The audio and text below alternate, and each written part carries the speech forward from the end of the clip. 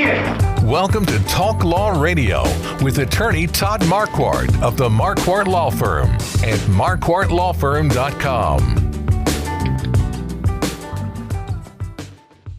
Welcome back to Talk Law Radio. I'm Todd Marquardt talking with Shannon Salmon-Haas, Chris Cavazos, and Stephen Barrera about Halloween and criminal defense law. And this is our fourth segment, so it's our legacy segment. And now, it's time for the Talk Law Radio Legacy Spotlight. What's your legacy? Sponsored by Marquardt Law Firm. So Marquardt Law Firm sponsors the show, and attorneys at Marquardt Law Firm focus on business and estate law, including last wills, living trusts, and tax-protected inheritance plans. And so the purpose for doing all of those things is to leave a legacy or preserve a legacy. And it made me think about Halloween and All Hallows Eve and All Saints Day. And so I wanted to ask each of you about how do you participate in that, or what have you seen around the community? Shannon, you go first. I've seen a big increase in people that are aware of Day of the Dead, Dia de los Muertos, and my family had always celebrated it when I was younger. We were living in the valley, and my mom would have the ofrenda. And then it's kind of interesting to see that get popular, because it didn't feel like the whole world knew about it, and now it does. There's even a Disney movie. The Disney movie Coco. Right, and I think right. that has a lot to do with it. Yeah, I can't wait to hear y'all's experience, or what you're going to say. We also celebrate the Day of the Dead.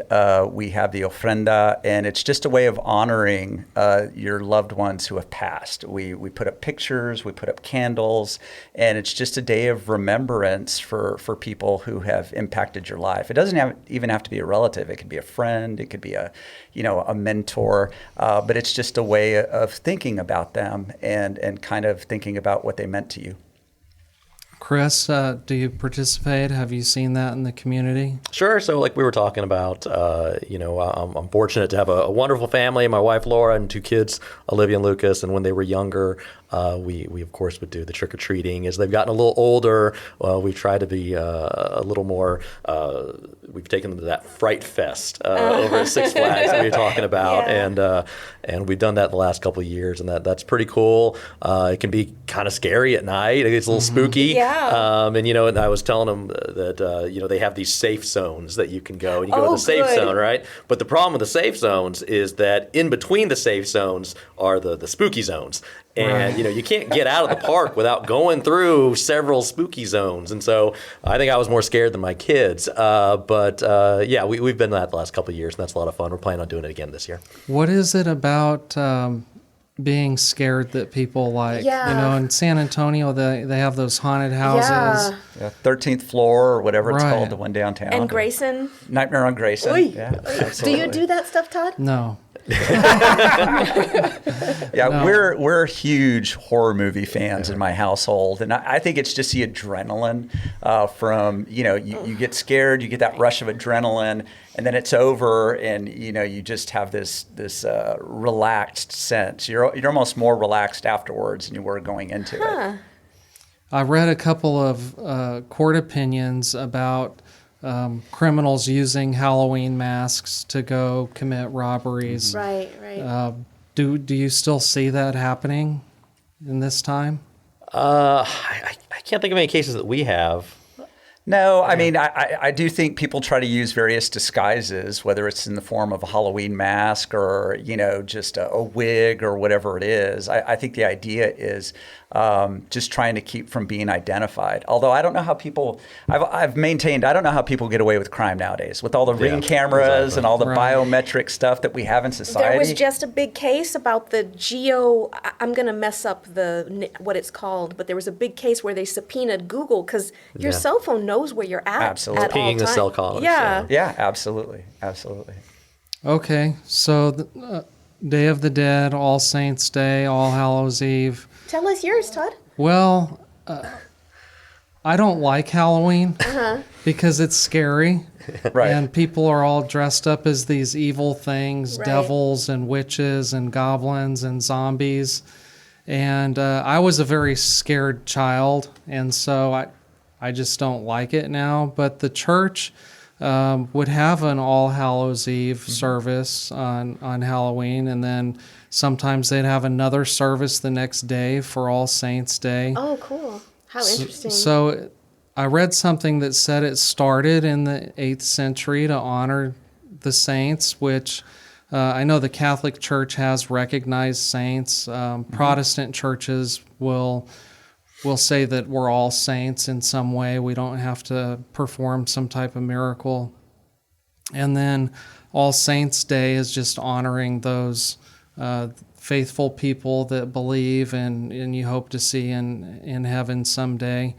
But going back to ghosts and goblins and all of that, when my oldest son was 13 or so, he started watching the zombie show. What was that called? The Walking Walking Dead. Dead. Yes. That was a good one.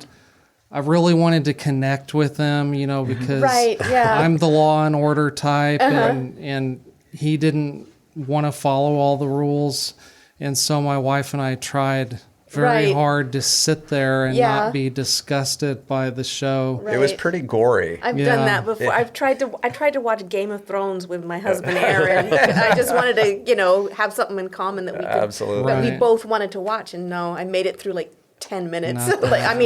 10 seconds, like not even. Well, and Todd, I don't know how old you are. I'm 48. When I was a kid, that was in the 80s, it would be all these urban legends about Yeah. going to get the candy, and there's the razor blades and the apples. Right. And there were even, I don't know if it was police departments but they would x-ray your candy for you. And so even aside from the scary costumes, you always had to worry about, well, somebody's sticking a razor blade or a needle in my candy. It was just all those urban legends that we grew up with. I Right, remember yeah. that too, and I still don't know what anybody would get out of doing that. Yeah.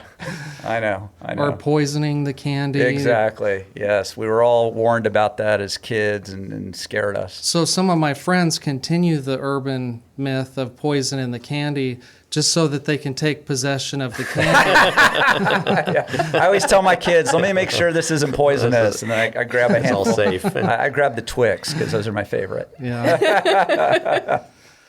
Okay, well, we've gotten through a lot of information today. I want to ask some more follow-up questions about how your practice is different, even though there might not be as many criminal defense attorneys out there.